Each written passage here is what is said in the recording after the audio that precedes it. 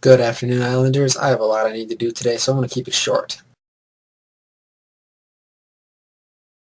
So in Taylor's video Monday, she talked about how 9/11 probably isn't going to be remembered for a long time in the future.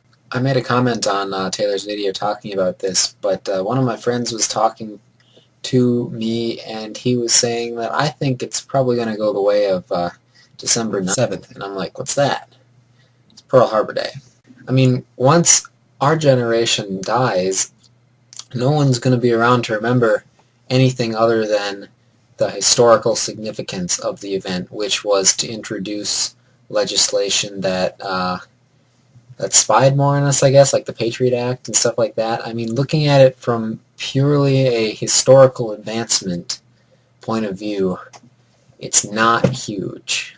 Because yes, we changed our policy towards a lot of things on 9/11, but I mean, we're still not that different. Of course, it probably affected our foreign policy. We were in government today, and someone asked what the teacher thought would have happened if 9/11 hadn't happened and what our foreign policy would be like. Anyway, that brings me to another thing, government. If you follow me on Twitter, I kind of went on a mini rant against my teacher. It's not really a rant, it's just I disagree with him, and I guess a teacher's ultimate goals, or at least some teachers, is to get you to think about the material outside of class, which has certainly happened, but it's not doing wonders for me liking the class very much. Speaking of not liking classes, I have a research thing I have to do this afternoon, which is why I'm keeping it short.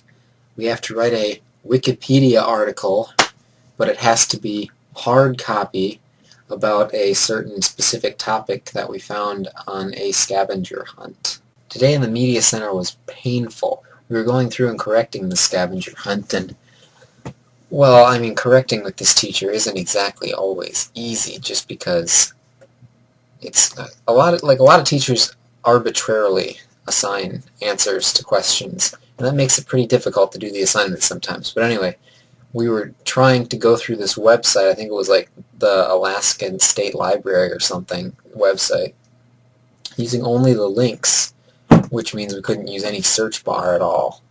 And it was just painful because people just can't find their way around a website. And this is very difficult for me to comprehend because to me it comes so easily. I think that's one of the main problems with trying to force technology into classrooms today, is that a lot of teachers don't use it. I mean, that's fine. I mean, some of the best classes I have is where teachers completely ignore their smartboard in their classrooms and just talk and have us take notes and lecture, just because I get the most from that.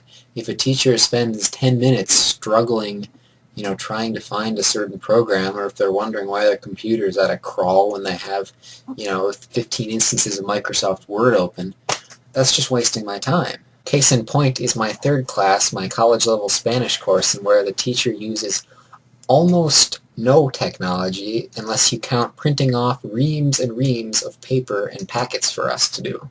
Anyway, I think I've talked enough today.